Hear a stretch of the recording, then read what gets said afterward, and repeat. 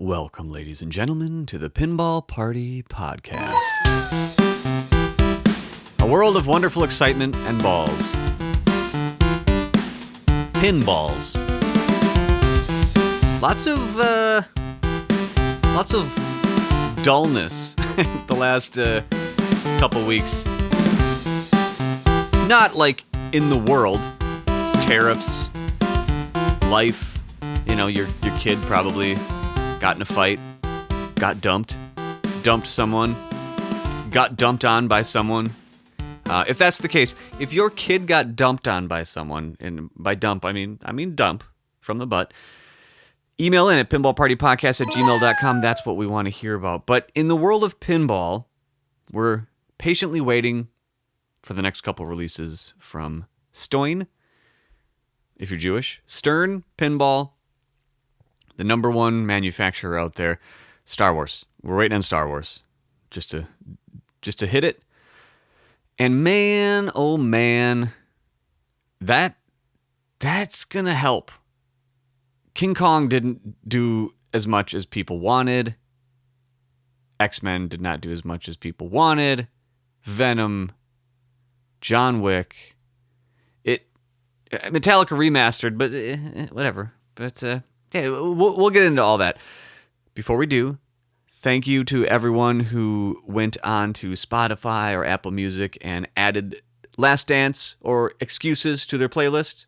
For those who don't know what I'm talking about, I have a music hobby, if you will, under the name Neon Dale. I release albums, I release singles, I do jingles for podcasts, as you've heard, and other musical oddities. If you could help me out and go on and just add some Neon Dale songs to your playlists, mucho apreciado, etc., that'd be nice. For those who did it, amazing. Love you long time. For those who didn't, still love you long time. I'll love you longer time if you do it. But yeah.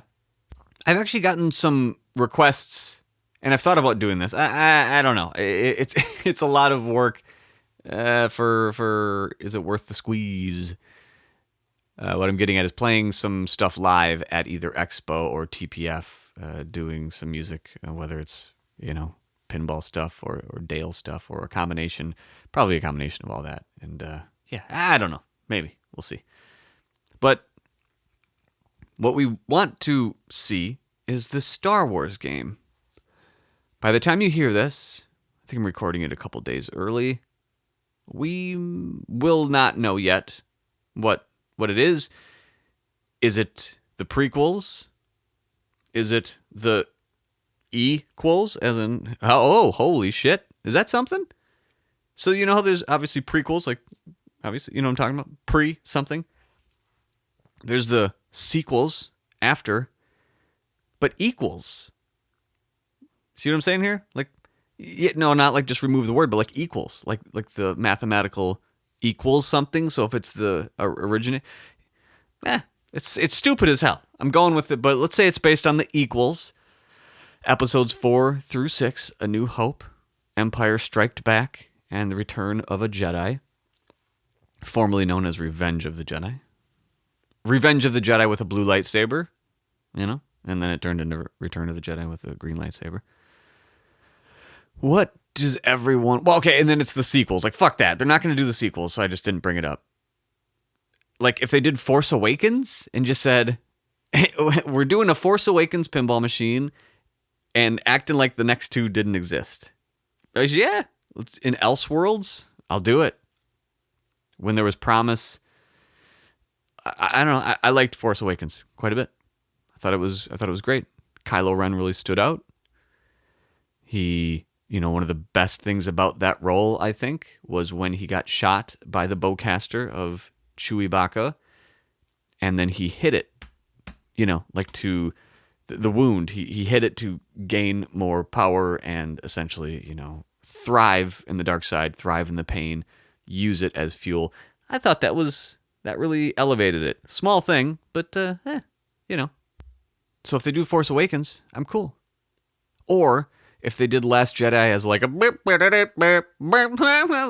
at this piece of shit. This is the Last Jedi, the pinball machine that no one wants and we hate it. And it's and if the game is just It's just a bash toy of Ryan Johnson's nutsack. Like in the middle is just a scrotum with a couple balls in it, and you see his face, and you just hit that bash toy all the time. And okay, one mode, $10,000 pinball machine hitting Ryan Johnson in the sack. Sure, sign me up. Or they just do Rise of Skywalker and I don't know, throw the kitchen sink, pick something, put it all in there. We don't know what we're doing. Just put it in there. I don't think it'll be the sequels.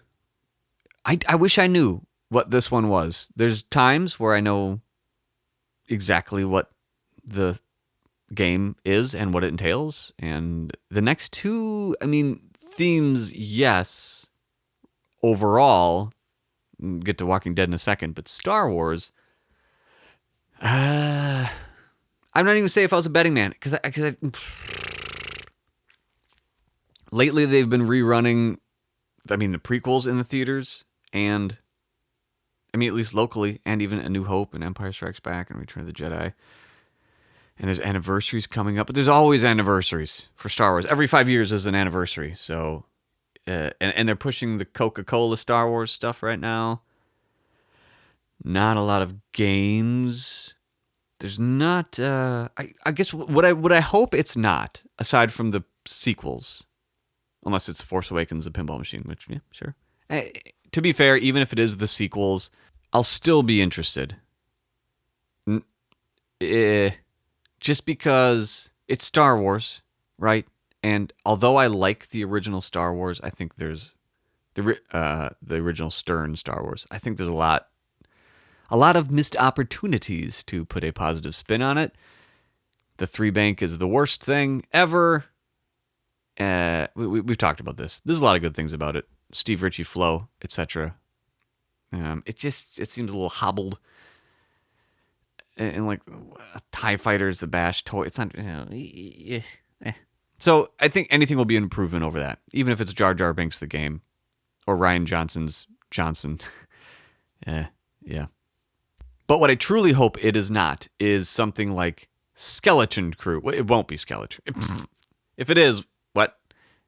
Or Andor. As much as I liked the first season, the second season was a drag. Oh, God. I never finished it. And, what? I don't know. Andor, nah. Mandalorian, been there. Ahsoka, you kidding me? Sure, but no. Or the Acolyte? That'd be a meme of a game. So it would seem to think Stern is a business, they would like to make money. And right now, let's get a boost. Metallica was our last boost. And it was somewhat short-lived. There's some problems with that game, and I had it, and it was out the door pretty fast. It's fine. But Star Wars, I think if they either do the prequels, if they pick any of the prequel, they're not going to do an episode 1. Well, I shouldn't say they're not. I don't know. Again, if they do episode 1, just without the hologram stuff in there from Pinball 2000, yeah, I think that would do great. I think the worst choice of the prequels would be just to be Attack of the Clones. But again, I would take that over Andor, a Skeleton Crew, or name a Star Wars Disney acquisition. Anything Disney acquisition. I don't know.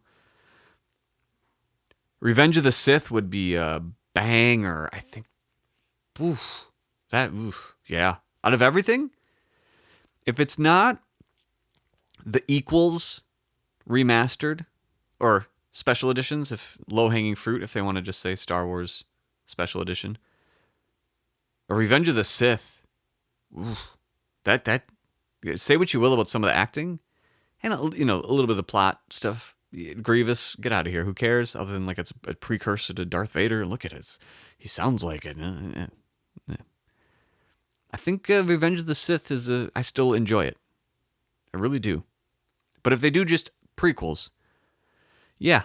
Or maybe they'll call it the Skywalker Saga, if you're George Lucas. The Skywalker Saga. All 9 movies. Oh, that means you got to bring in. Sure, okay. What are the most likely? Skywalker Saga, which is all 9, followed up by just the originals. Let's call it just Star Wars Special Edition. We've deleted the 3 bank, and we released it. Sure. or just the prequels. What would they call it? Prequels. I don't know how you would just put a bow on it. Just Star Wars episodes 1, 2, 3. The naming just seems weird. Star Wars prequels is also weird. You wouldn't call a game Star Wars prequels. You would call them Star Wars equals. It's probably just Star Wars something anniversary. Or Star Wars Rey and Poe and Finn. Do that. Yeah, I don't know. I think it should be one of the first 2 trilogies or Revenge of the Sith. And if it's by Borg, Borg makes some games. To speculate on what Star Wars would be with Borg is, let's not do a Ninja Turtles or Tron, please. I don't want the third flipper to be the left. It's not against you. It's against my tendonitis in my left hand, to be honest.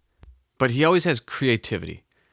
So if you've seen on social media, they've been Borg amplifying recently. They've been putting his name out there. They, Stern. Hello, Stern. And I think he's one of their best designers. And with the game after, Walking Dead, I just want to talk about Walking Dead. I keep wanting to get to Walking Dead. Star Wars, though, like, will they have more magnets for the Force? I would think so. Just, it seems like, again, low-hanging fruit.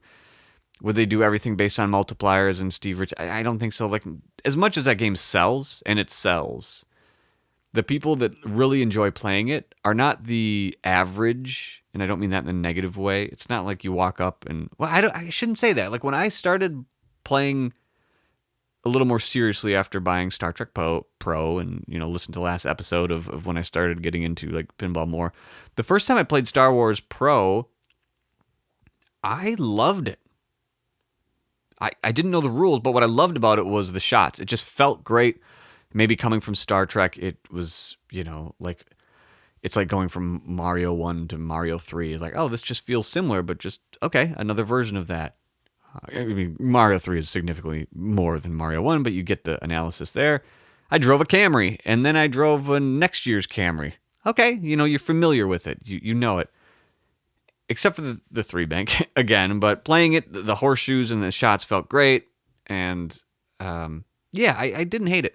When I was like, okay, I'm gonna start to, like, pay attention to this game, I was like, oh, God, this isn't fucking fun. This is weird. I can see why a lot of people hate it. It's not... It just feels like a mess. And then you kind of, like, accept it for what it is. And then that's what I was getting at, is the average person is kind of like, Star Wars, fucking whatever.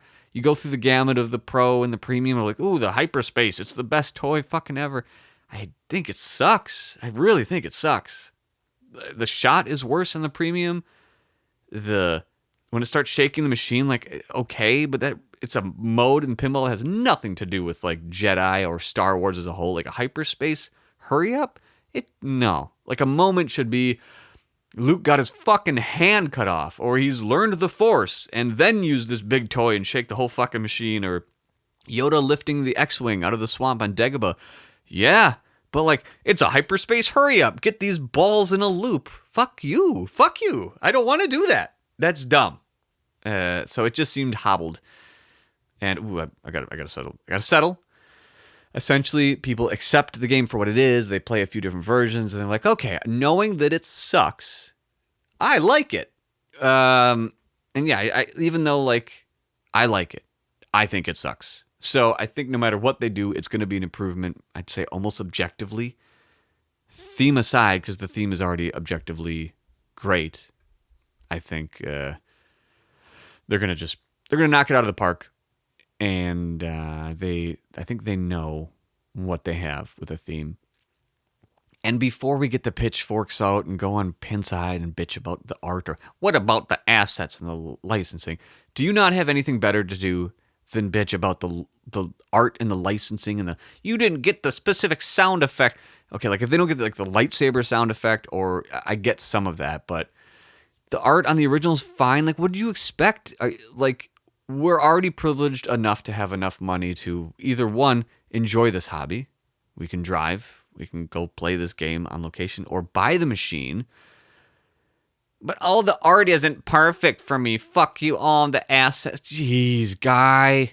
I mean, I complain about stuff, don't get me wrong, but like, there's another level of like, give it a rest.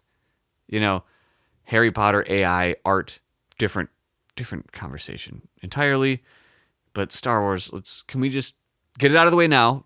Like, write it down in a notebook or your journal. Like, I'm gonna bitch about the art and the assets when it comes out. I know here I go. Typity. Great, can't wait. Not gonna read it. I'll downvote it. Fuck you. I don't care. I think it'll be objectively better. Yeah, I think they learned. I mean, it's sold, so they have an opportunity here of we're gonna sell this thing no matter what because it's Star Wars. And we'll take the feedback of what people didn't like about the game and just give it the extra 50% it needs, even just that, the attention, the code, and the game, and you're gonna have yourself a banger. But the banger I want to talk about is Walking Dead and discuss more than... It's just a conundrum, or as Deep Dive Zach would say, that's the dilemma. Got to get him a shirt. Hey, man. The dilemma is the Walking Dead Pro is one of the best games in pinball, period. One person's opinion, but a lot of people love the game. And it's, for a used pinball machine, a great price. A great price in pinball terms. You know, sub $5,000. So the conundrum for me is, if you've listened to the last few... If there's one game I would buy right now without worrying about the money and all that, it would be The Walking Dead Pro. But the fact that it's coming out in 2 months is just that, like, shit. Is it gonna be better than the original Walking Dead Pro? Let's assume they do the same remastered that they did with Metallica, where there's only gonna be a premium and an LE, or maybe even just a premium. But there's that if, like, a lot of people, not as much as the Black Knight Pro versus whatever, but a lot of people in the Walking Dead camp are like, Pro is the better game. Not as much as the Black Knight Sword of Rage. Pro is like the better game. It just is.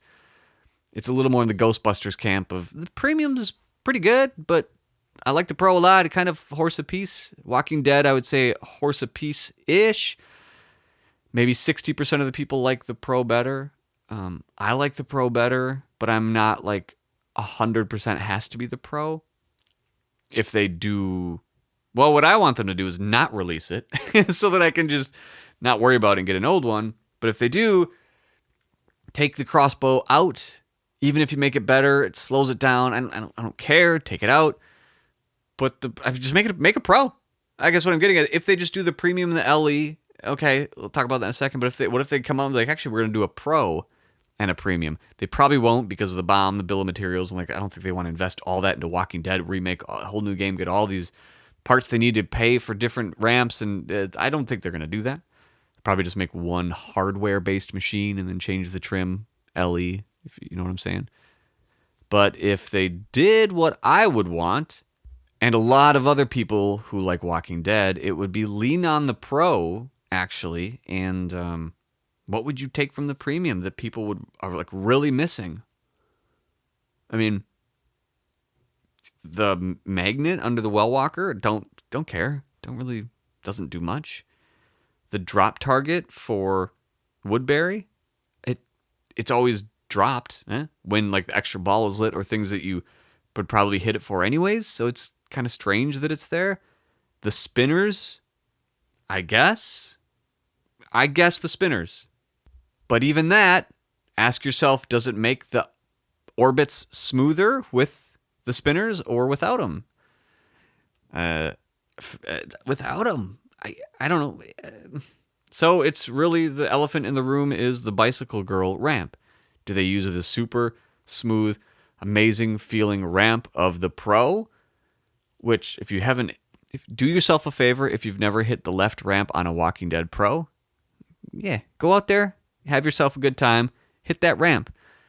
Hit it a few times. Start Bicycle Girl. Hit her, 3 times? Get yourself a little multi-kill.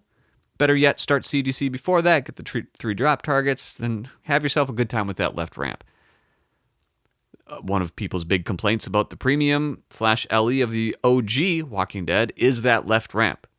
For those who don't know, on the premium or LE, there is a bash toy under that left ramp.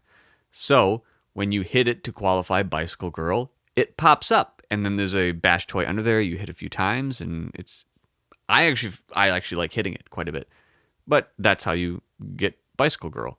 It's a relatively small part of the game, but it also has a relatively large impact on the feel of that game. The left ramp that you use all the time for a lot of things. When the ramp flap is down, as in you're not in Bicycle Girl mode, the ramp is fine. It's not as butter smooth as it is on the Pro. So let's line up the differences that people, that you would concentrate on a premium and LE of the version of the game, and just like, let's just remake all that. The spinners.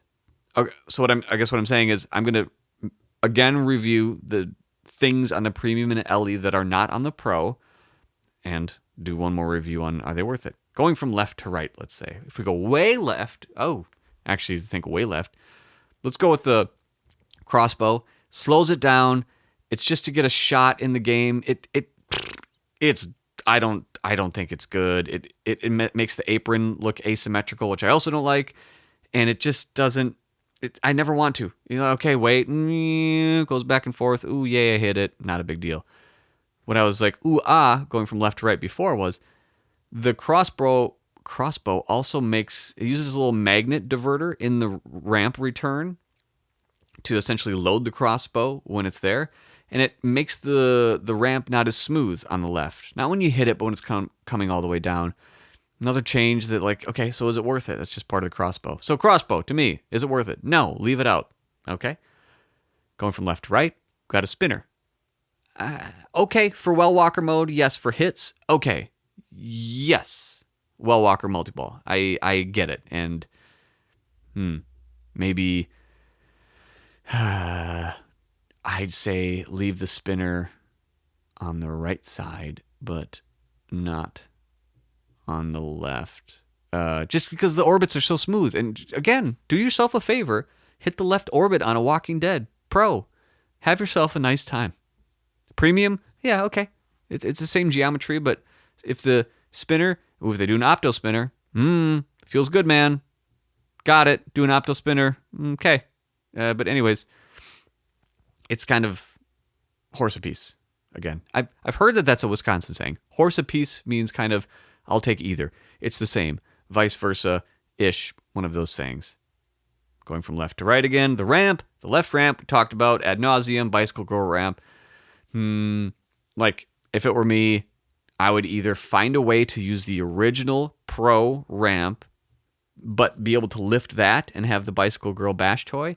As long as you can make that ramp indistinguishable, then yes, I'll take that change. Why? Because you can make it somewhat easier if you light CDC and Bicycle Girl mode and you just have to hit the bash toy. You can backhand that and cradle it, and it's a pretty easy way to get a couple multi-kills. But again, going from left to right, prison is all kind of the same, but then you get to the Well Walker magnet. When you hit the Well Walker, it slings the ball around a little more. Unnecessary. It doesn't add much. Does it fight back? Like, yeah. Okay, not a big deal. Going to the right, this is a small thing. But those little star lights, what are they called? Those star insert lights, the rollover lights when you launch the ball. On the Pro, they're just white. The color. On the Premium, they're like this orangish. It's kind of just a different color. And then I'll talk about lights in a second. And then the Woodbury. Well, okay, there's the fish. The aquarium in the back, right? The three heads sunken in the fishbowl, basically, in the green. It's just a cosmetic thing. So yeah, put that in there, I guess. I don't know. If price, just jam it in there. Sure, fish tank, whatever. Doesn't really do much to the game, really, other than tell you where you're at with that. Then you have the drop target and spinner in the Woodbury area. It again, take it or leave. I don't care. I don't think it adds. I don't think it adds anything to the game. Positively, doesn't add anything to the game. All these things that I just mentioned from the premium LE, aside from maybe the spinner, doesn't add anything to the game. And in fact, a lot of people's opinions, it takes away. Bicycle Girl Ramp takes away. Spinner might even take away from the smoothness, the flow of those orbits. The crossbow doesn't, I mean, maybe it adds something to like a first timer, like, oh, that's cool. It's a mech. But to me, it takes away from the speed and the flow of the game. The drop target and the spinner on Woodbury, I think it doesn't add anything. It's somewhat of a net neutral. Well, Walker the Magnet doesn't add anything. So the question is really like, we're taking two things, I think, for granted here. The art, a lot of people hate the art. I really think that's groupthink, that a lot of people just get on board of like, no, everyone hates the art. Yeah, everyone wants to do the comic. Can't be around the kids. Well, okay, fuck off. Like, we don't, pinball machines, if you really care that like these have to be around my kids, which I'm not saying you shouldn't. I'm not, again, but if I'm spending $10,000 on a game, for me, all of us who have done it, your kids don't play it as much as you want them to. You think in your head, romanticize about this is the life. Oh, we're all going to get along. They're going to love. We'll share this thing in common. They don't care. Oh, they don't care. Some do, but the majority, and I get your wife or you think the theme, sure, I get it. Like, don't get someone with tits on the backboard or someone slicing their throat. But in general, we grew up with stuff like this, like RoboCop and Ghostbusters, and we turned out fine, right? So things like Walking Dead, if they scare your kid, I get it. I'm not saying scare your kid at the expense of like ruin their psyche, expense of your fun. I'm saying the art, was it really that bad that, you know, I will never play that game because the art is so bad. Again, well then fuck you. Like, have you played the game? Because most people who love the game, the art kind of is neutral. In my opinion, I even like the art. I just, again, I went off a little there. I'm a little hot on the art package thing because I've seen the one in person with the comic back glass, and it's cool. I just don't think it's worth, like, we have to change everything because of the art. Now, like Metallica, again, like that art was already phenomenal. And did they upgrade it? Again, let's say horse apiece. Sure, to some people, I think it's good. I don't think it's worse. So in Walking Dead, if they do a comic book version, art or any of that, yeah, sure. Fucking horse apiece, maybe again. I'm sorry about that. All that horse. I don't think the art. I like the original art. God damn it. And then the other thing is the lights. I actually prefer the white and red and yellow lighting scheme of the Pro that didn't have the RGB inserts in a couple spots. The arrows, the main arrows on some of the games I've talked about this before, but when you see like blue in that game, because of the art, which lends itself to a very warm and amber and red and yellow, seeing blue is just, blech. I get it, like prison, right? Prison, cell bars, silver, blue, I guess, kind of thing.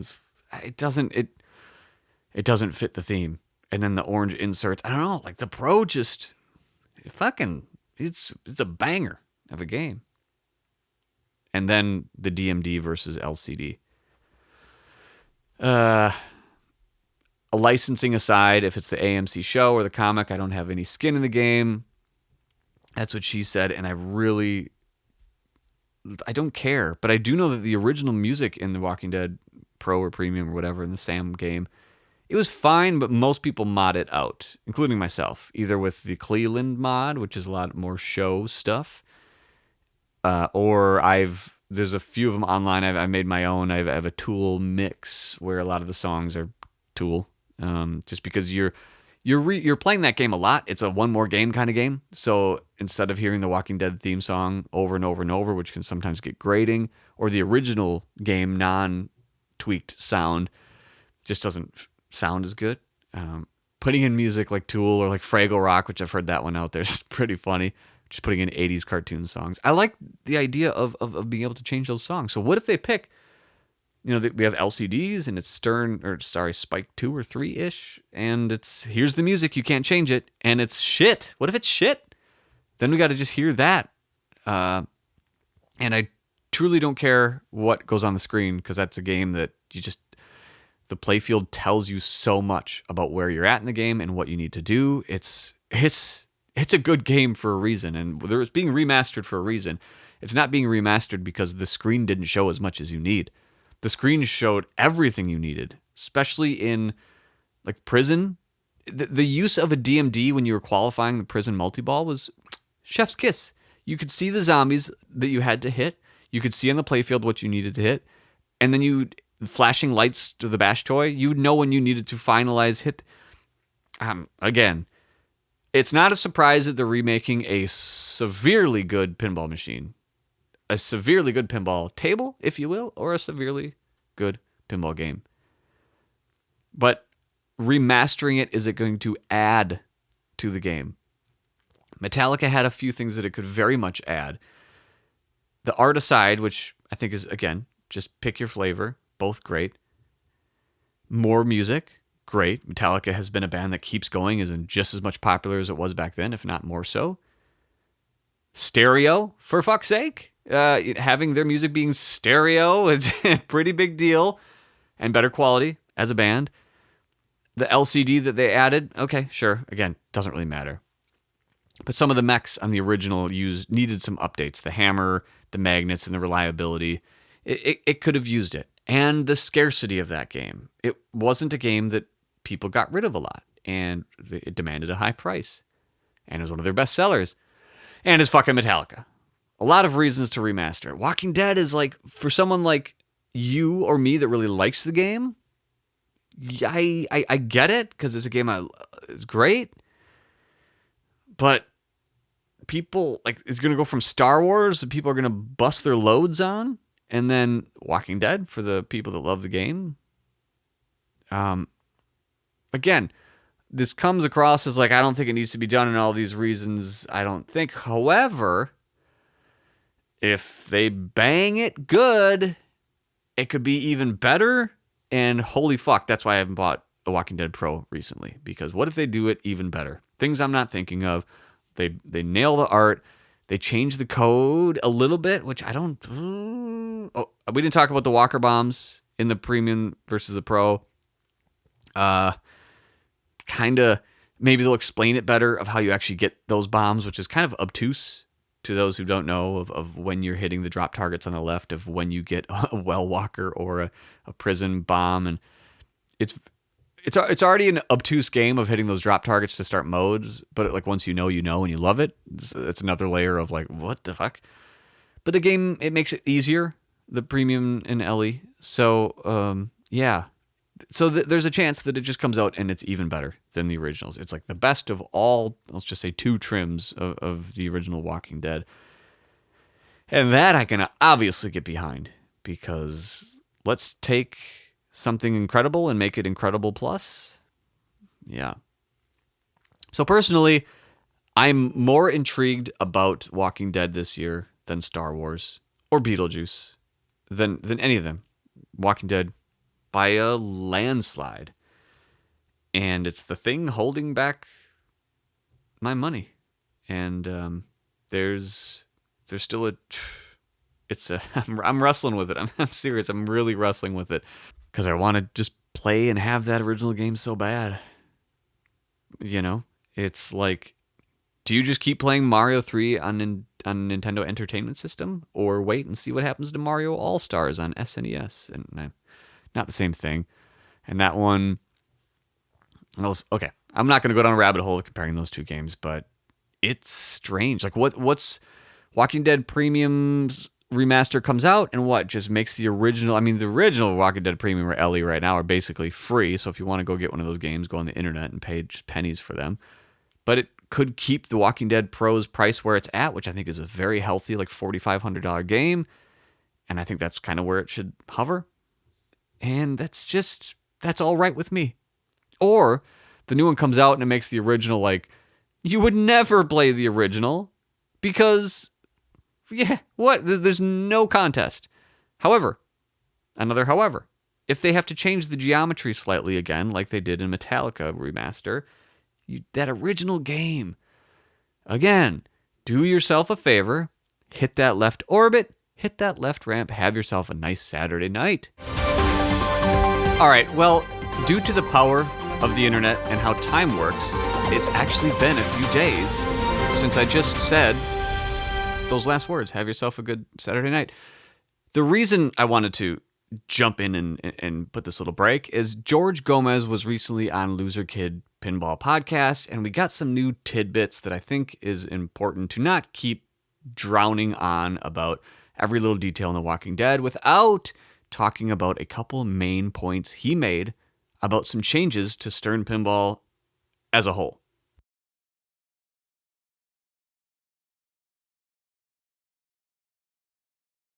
Your podcast catcher of choice, YouTube. Go to YouTube. It's a great video. And they always have really good questions.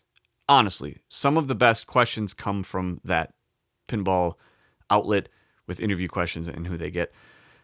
One thing that Stern continues to fail to do, though, is bring a good microphone to these things.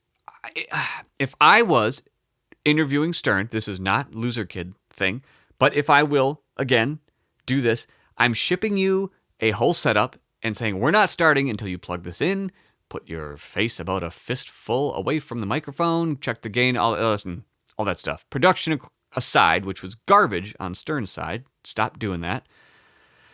Spike 3 is a-coming, specifically. And I don't mean it sexually, like you think, but it might make us all do that aforementioned word. Specifically, Spike 3 is coming. Again, sorry for using this vernacular. That's what she said. The next game to be released will be Spike 3, technically. Or 90% there. What do I mean by that? Again, go listen to Loser Kid for more in-depth, but essentially, the next 2 games should fully unveil Spike 3. The next game, Star Wars, will be Spike 3, basically, mostly. Sounds like the screen, the speakers, and the guts. We already have the quiet power supply and a couple of those things, and most likely the CPU and the actual motherboard and hardware, let's say, the computer guts. In Star Wars should be Spike 3. George mentioned that the game after will finalize the rest of the cabinet redesign for Spike 3. So if Star Wars is the next game, there's our biggest Spike 3 change, and then if the game after that is... So if it's Walking Dead Remaster, is that what they mean by the next game will finish Spike 3? Or does he mean the next full new game will be Spike 3, aka like Pokemon, let's say, where the cabinet redesign and the new expression lights area is there? It would seem odd to me that Walking Dead Remaster would finish that. It does not seem odd to me that Star Wars would be the big one to be like, here's our new generation, Spike 3. That makes absolute perfect sense, and of course you should. But finalizing the design in something like a remaster that isn't like Lord of the Rings or Tron remastered. The correct, licensing aside, would be start Star Wars with, here's Spike 3. Ha! Amazing. Let's do it. And then 1-2 punch to the gut and your wallet. Lord of the Rings is finalizing it with all this glowing new expression, candlelight. Oh my God. Imagine that. Your bank account is minus $20,000. Just gone from the 2 games, roughly, But so yeah, Walking Dead might be the finale in Spike 3, which changes a lot. Not that anything I know will happen, but that's a more radical departure than just a Spike 2 remaster of Walking Dead, what I just talked about for a while there. Spike 3 could introduce some radical changes to that game, both in a positive or, I guess, negative way. We'll have to wait and see. But from what he talks about, a couple specifics, that there's going to be a new expression lighting type system available because of Spike 3. More power, more opportunity to be creative, let's say. And the screen will be bigger. That I don't care at all about. Improved audio, that I care about, assuming they're doing acoustics correctly in the back box and the cabinet, which hopefully, and that's more than just increasing the amp size and picking a tweeter.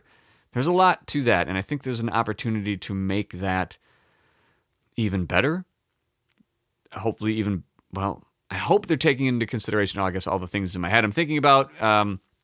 For example, I've taken some soundproofing material, both like 2-inch or 4-inch, either like Roxol or even, well, I haven't used fiberglass, but I've used just standard foam as well, but hardboard or a lot of different things. I'm kind of skating around and jammed the cabinet full of those things to see if that helps some of the bass attenuation, or putting them on the side of the actual cabinet to stop the bounces from the tweeters of the back box speakers.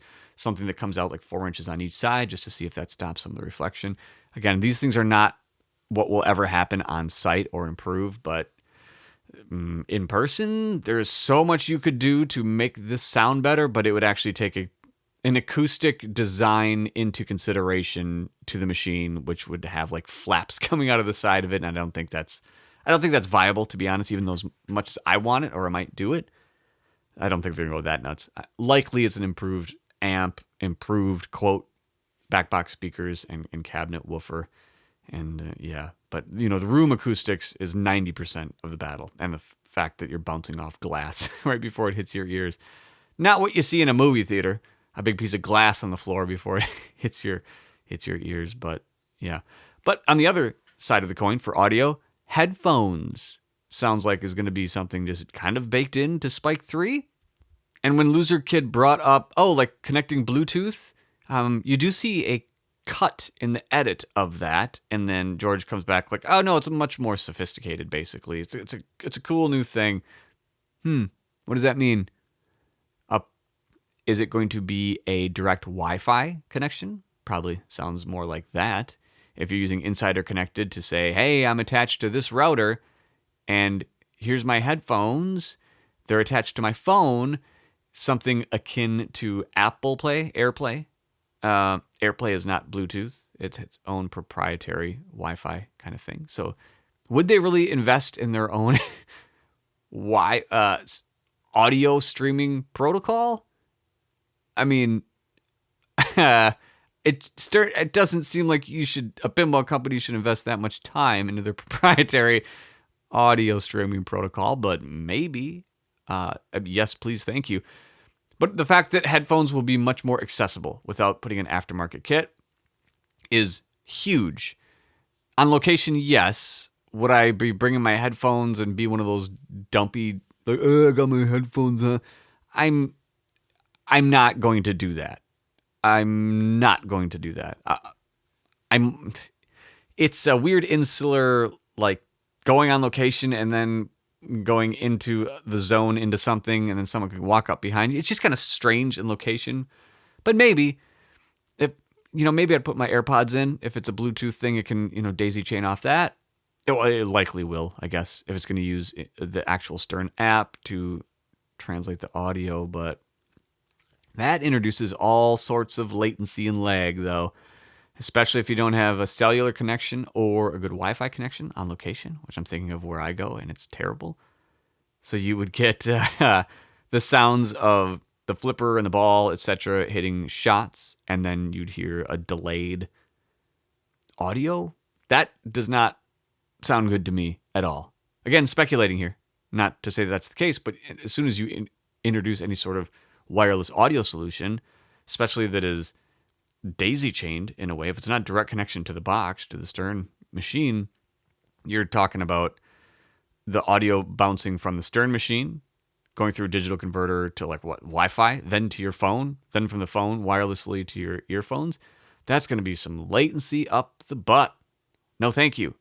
And as someone who can't stand latency in emulated games, and I have to use original hardware or run ahead, for those who are up in emulation's butt, you know what I'm talking about. But run ahead has its own problems, not the latency from a video standpoint. You turn on run ahead, you hit the A button to jump, Mario jumps. Perfect. However, the audio is tied to the initial instance, so then you still have audio lag in run ahead, which is my new kind of troubleshooting. Not troubleshooting.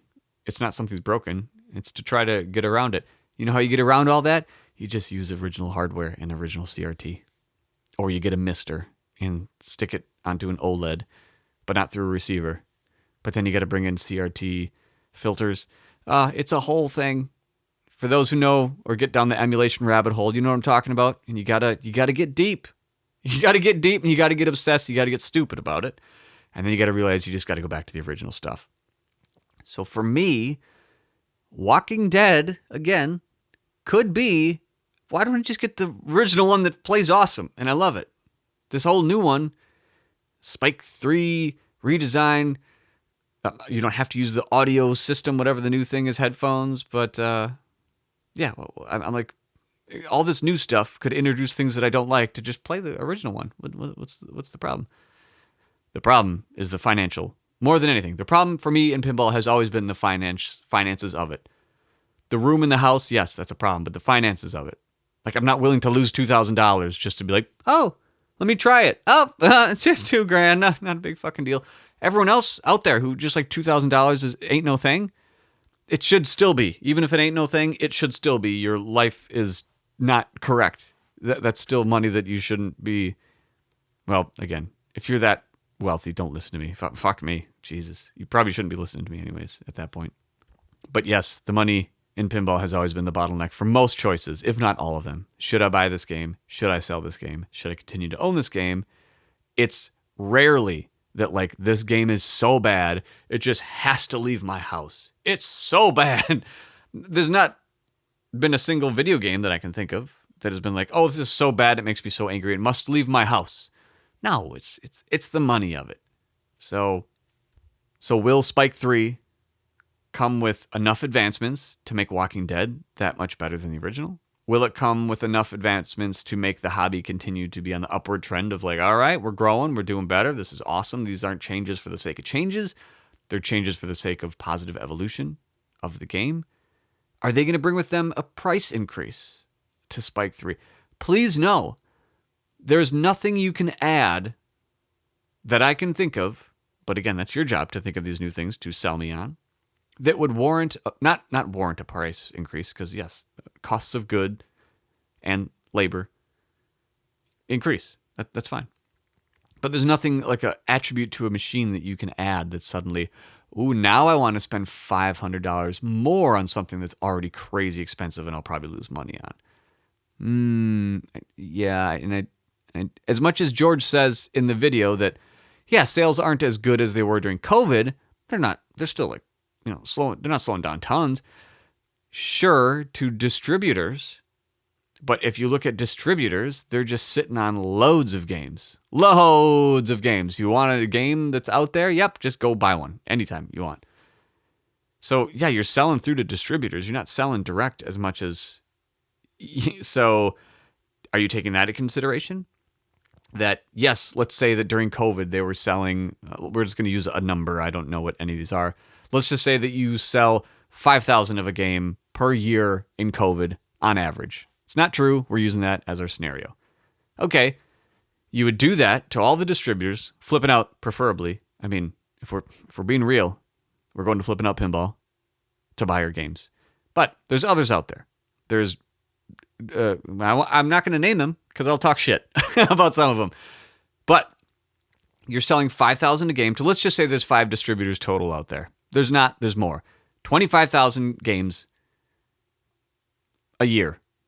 5,000 to each. We're saying 5,000 to each distributor. I'm changing the numbers from 5,000 a year to 5,000 to each distributor. You sold during COVID 25,000 games a year to distributors. Okay? And they sold them right through. And there was not a lot in stock. Yeah. You suddenly didn't go back on the line like, all right, let's make 25,000 more. No, you had this schedule laid out and you kind of made this over time, and you would have things on the schedule a couple months in advance and you'd make these and all that. Okay. So now, say after COVID, it didn't drop much. Let's say it just dropped to 20,000 games per year per game. Okay, you're still selling quite a bit, 20,000 titles to these distributors per year, but now all of these distributors are just sitting on these games. So if they want to stay a distributor for you, they still have to buy these games for you. So of course, like, you're still selling close to the same amount because the distributors are the ones buying them and then taking the risk. And like, hopefully you can sell these shits This is a big, heavy, lots of money thing. Oh God, what's happening? We better diversify and start doing all sorts of different shit to get these things out the door. And since we have contracts with you as far as like minimum cost that we can sell these at and free shipping, and we better open these and sell them as used. And oh shit, what's happening? But you're still selling X amount of games, X equals 20,000 to these distributors until these distributors go out of business or just say like, hey, I can't do this anymore. Well, if you can't do it anymore, you're breaching contract and you don't have customer. Like, then you're asking the distributor to completely change their career in life. So yeah, you're still selling, but the distributors aren't. And the used prices are going down steadily. So, I mean, you tell me, is it really not much worse than COVID? Or is it actually like, this is not as good as it was even before COVID? Because before COVID, like, yes, there was distributors pushing games harder. And I'm not an expert by any means. Maybe we bring Zach Meny on from Flipping Out and he can really tell us what we need to know about some of this stuff. Or what he would be willing to share. He's still a business. But, yeah, everyone here who's listening is smart enough to know it's still a very risky endeavor. And as exciting as all this is, it just comes with sometimes too high of a cost. Speaking of costs, to pivot from pinball for a second, do any of you ever pay attention to the things in life that give you energy versus take energy away from you? And I'm not talking like cocaine or caffeine or alcohol or pot, which I mean, let's party. However, things I talk to, let's say John, I'm just saying a John, that person drains me. Oh, I can't, every time I tell you.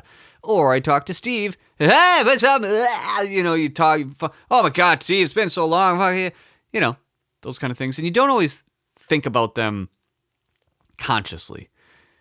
And maybe you do, but may I just divulge some of my own, struggles as of late, and as of late, what am I, 43? So about 43 years lately of ever since I quit caffeine 12 months ago now. It's about 12 months, and it was my last kind of step to just like, I just don't want any of this anymore. I don't want to smoke pot anymore. I don't want to smoke cigarettes anymore. I don't want anything. So, again, my drugs now, ibuprofen once in a while. But surprise, I don't get any headaches, no migraines, no nothing anymore. Don't recommend it. Again, don't quit caffeine. Don't keep drinking and smoking cigs and do it. You keep living and enjoying that stuff in bursts. I'll just have this, monotonous 5 out of 10 now. It doesn't move. It doesn't go up and down, nothing like that. But it's just a 5 out of 10. It used to hit peaks of 12 out of 10. And then I'd go down to like 4 out of 10. And then I'd burst back up to 11 out of 10. Now we're just at a 5 out of 10. To be fair, 6.5 out of 10. It's a 6.5 out of 10. Yeah. But you start to realize, all right, to get through days, I need things that give me energy, like naturally. For example, raising a child gives you energy, something mentally you have to do. I got to do this. Or I got to go to work. Asterisks. Come back to that in a second. Or I got to take a shit. Oh my God, I got to go. You're not usually like, oh, I'm so tired. I just can't get this thing. I'm just going to poop myself in my sleep. Not a lot of us poop our pants in the sleep.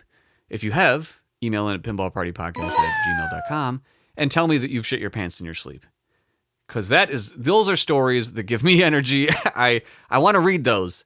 Please, if anyone has, please, I'm fucking dead serious. If you shit your pants sleeping, preferably a solid shit. Liquid shit and you're sleeping, I could assume you're just blackout drunk, you party too hard. Yeah, your body's going to shit your pants. But no, like just a solid 4 on the Bristol stool chart. Yeah, I just had a nice healthy shit in the middle of the night. You wake up from having to pee sometimes and, I got to pee. Or as a kid, you're like, I got to pee. Oops, I pissed my pants. Not a lot of us in our adult life are shitting our pants. So in waking life, you usually have enough energy to finish shitting. So paying attention to things that give you life, give you energy, or take it away. Talking to certain friends, doing certain activities, going out to eat, talking to your mom, reading a book, playing a video game, playing pinball. And I've talked about this before, that pinball generally gives me a pretty good set of energy balls. Feels pretty good afterwards, but not always. Not always. I've paid attention a lot and even used it as like a headache journal over the past few weeks. What I mean by headache journal, I used to have migraines a lot and headaches. It's kind of what I'm built with. And it's been stimulants that have done it. I say stimulants as in like, oh my God. But throughout my life, caffeine, just like any normal person, nothing weird. And then cigarettes. I've realized like, oh, I've always had these headaches and those made it worse. Guess what? Now that I don't have any, no headaches. Fucking fuck me. All the things in life that kind of calm me down and bring me joy. Nah, fuck you. Those give you pain. So just deal with the 6.5 out of 10. But when you realize you have to kind of align your life around these things that naturally keep you going. And I don't mean that from like a depressive standpoint, like, oh God, I can't keep going. And I'm not making light of that at all. In fact, I'm kind of talking about that, but I'm not in any sort of despair. But I've been, instead of using a headache journal where I would track, all right, every day of this week, Monday through Friday, what was my pain level at if I had a headache? Okay, what time of the day did I have a headache? And I had to do that for a few years when I was doing a headache study with Mayo to find out what type of headaches did I have. It was cluster migraine headaches. And it turned into a whole bunch of things. And I've gone through it. It's been a system of checks to simply self-diagnose in a way. During those times, you would bring it to a doctor and he'd be like, oh, yeah, I see here, it's this. But I've used that formula for paying attention to what gives me energy, what drains my energy, to the same level of discernment or detail. As in, I have something written out for 7 days, and in each of them, it's name the 3 to 5 activities you did in that day, roughly, and then rank how much energy they gave you, 1 out of 5. 5 being the most, 1 being the least. And then how much interest did you have in that? 1 being the least, 5 being the most. And then how curious you are about those, 5 being the most, 1 being the least. So I put things on there like going to the gym. How much energy did that give me? 5 out of 5. How much curiosity? It's like 3.5 or 4. Because like I know it a lot, but I'm still intrigued by it. And then, so how much energy and how much interest? 5s. And then after that, it's go to work, and it's just 1s across the board, because it's true. I just get nothing from it. Oh, it's just find ways to cancel meetings, to schedule, like all the shit that we do to survive in this. Maybe it's just me. 1s across the board, and then other little tiny things. Sometimes picking up the guitar and playing, it's like, it's just like a 2 and a 3 and a 2. And so things like that. You do those for enough days, and then you look at it with, discerning eyes. Or in my case, you take pictures of all 5 pages and upload it to AI and let it do the work for you. Of course, why wouldn't you? But the things that it finds is, I know we've talked about this before, and oftentimes on the show we're talking a little more deeply about some of this stuff, and it's just, hey, it's what we do. It wasn't necessarily eye-opening. It was like, of course.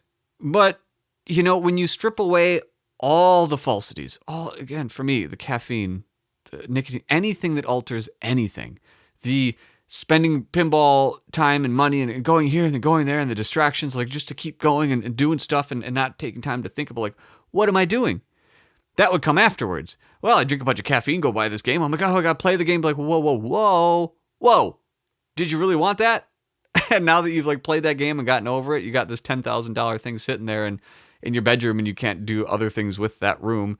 I don't mean like activities like Step Brothers. I mean just like, you can't fit a bed there for guests. Or, oh my God, now if you need to move or something, you have this $10,000 thing. So though I was sick of making those mistakes. Same with cars. When I was getting into cars, same thing. Oh my God. So looking at the patterns and seeing that the things that give me my energy throughout the day are talking to friends in order of the most energy.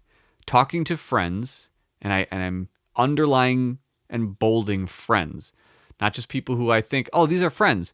But, every time you get a text from them, or it's like so often, you're just like, oh, God, why did he always like that? God damn, I love the guy. I've known him forever. Like, God damn it, every time. And then you bitch your spouse about the fucker. God damn it. That slowly finding out, like, oh, that's a friend based on something that is no longer, it's not working. It's maybe we partied together for a long time, or we had an interest in video games and we were really tied. But you take all that stuff away. And it's like, is this person that I just want to talk to? Like, I'm talking to you. You're listening. So if you're still here, kudos. Is this still something I want to do and invest time and energy into it? Or is it completely draining the energy? And that's, so again, bolding friends of the things that give me energy are talking to friends, going to the gym, and honestly, this podcast, and anything kind of not, how to describe this? The inconsistency of me doing podcasts over time has not been, again, of like, oh, I don't want to do this. I can't. I really am driven by kind of spontaneity, the irreverent absurdity of life in general, and meth, jacking off horses, etc. The things that we've done, or that comes across as you shouldn't swear so much and all that. No, that's just this is what you're signing up for. This is what we're doing. This is the brand, and that really bleeds into my real life. So sometimes music and this podcast are like a 1 or a 0 out of 5. It's just not that time of the month. Just don't have my podcast period right now. It's just not that time of the month. But the consistency of going to the gym, going on walks, and talking to friends, family as well, and the friends, essentially anyone that you truly care about, is almost exclusively a 4 or 5 out of 5. And what is consistently a 0 or a 1 is work. Consistently. Even on the days where you're like, yeah, I mean, it's work. It's just work. Hey, you're talking 1. And you start to think to yourself, maybe you don't, I do. And when I say start to think to yourself, I mean, for the past 43 years, all day, every day, of what am I doing? What am I doing? I'm doing this for money, yes. And when I was raising a daughter at the house, okay, yeah, I mean, it's clear you see what it's for. You need to eat. You need to go to school. You need these things. And there's just kind of this built-in whatever. Now that she's graduated and all that, yeah, it's still there. And it's not that they don't have responsibilities, but any of those who work in software or can afford a pinball machine know that, like, when you're smart with your money and you have a cushion and you have basically choices. So now I have choices. Do I want to keep working? Like, do I have to ever work again? No, I have to keep working at some point. But do I have to keep doing these 1 out of 5s for the majority of my life? Is that really is that what this is supposed to be? Or is it really you're just brought up in the Midwestern U.S., hey, work is what defines you, and it's money is... I know the answer is not that at all. And the things that give me the most energy, which is the most valuable asset to me now, it's a mind fuck. It is call it a midlife crisis, if you will. It's not a crisis when it doesn't, for those who are ashamed by the midlife crisis thing. I don't think it's a midlife crisis as in like, call the crisis hotline, I'm going to blow my fucking head off and jump off a bridge. But there's a sliver of this like, oh shit. How much time is left in life? Okay. Oops. All right. And time is speeding up. Okay. Do I spend the time doing these things the majority of my life that I hate? Oh, that's a good question. As a solution engineering, I'm in that field, let's say. I gotta engineer a solution. The solution is not banging your head against the wall permanently. Something's gotta change, And I think exploring that to the nth degree is important. I mean, for me and for all of you, because when you don't, you're dead. I mean, at some point, that's it. Oops, shit. And maybe I'm somewhat alone in this, and I guess I literally am talking into this microphone alone saying this. And a lot of us are in different places in our life. Some of us are still, 3 to 5 kids. They're young, got all these things. Oh, what is this person talking about? Oh, this is crazy. No, for those who know, you know what I'm talking about. You know what I'm talking about. Who are canceling work meetings, making shit up. Oh, I don't want to travel. It's hard when you're raised to think Not that money is everything, but success is everything. Raise like, oh, you're talented or you're successful or these are the things that lift you up, not the things that bring you energy. If it was, raising your kid, like what brings this child or this person energy? Let's take me for example. Oh, just flipped a coin. Well, I'm just choosing me. Oh, they like this absurd shit, like making audio things, like just randomly doing these creative bursts of like, what the fuck? Okay, let's flame that. Let's feed it. Let's put more in. Let's nurture it, as opposed to no. What is meant to be is suffering 8 hours a day, and I say suffering lightly, but I also mean it because you need this money to do this shit, and of course you do. You have to be responsible. You have to take care of your family and do this, but there comes a point where, oh, okay, well to do that, it looks like the majority of society to accomplish this magical 8 hours a day. They're very unhealthy sleep habits. Okay, they're drinking a lot, or it's very acceptable to just drink and just, oh, fuck, I gotta have a drink. Yeah, what? Yeah, to ease the suffering of your life, right? Okay, but we're masking it as like, oh, it's 5 o'clock somewhere, right? Yeah, okay, sure. Or I haven't had my cup of coffee yet. Oh, I gotta, yeah. I'm tired after lunch. That was a big lunch stuffing fucking pizza in my gut all day. Cool. So you wake up, you have your caffeine. Okay, you eat like shit. Oh, nice. You're overweight. Oh, yeah, so you're tired. Yeah, cool. Work stressful. Well, you better have a drink at night so you can calm that down. Oh, how's your sleep? Oh, it's shit. Okay, you go to the gym, you work out? No, not at all. Because I got to get up and I got to drink this caffeine and I got to eat this shit and I got to go to work. I got to get the money, so then I got to drink at night. And I'm really dishonest with my spouse and we have a fucked up relationship. Okay, but that, my friends, is the norm. So when you don't do that, you strip all that shit away, like a lot of us and a lot of you. Oh God, now I don't have all this armor. I don't have this caffeine. I don't have this alcohol. I'm just raw to the world.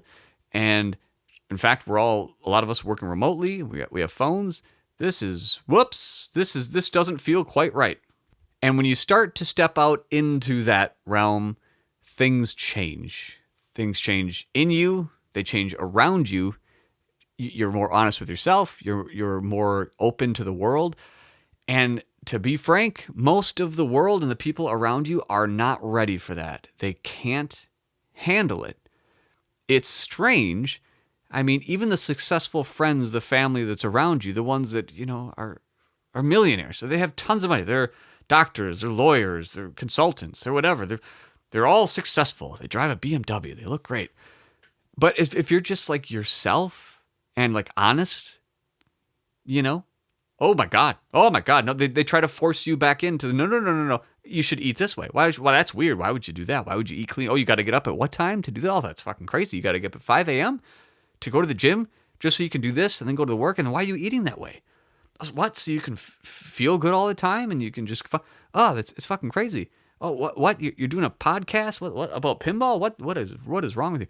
Oh, you're doing a podcast. You're swearing. Why are you swearing so much? Don't do it this way. Do it. Why would you do it that way? Why wouldn't you do it this?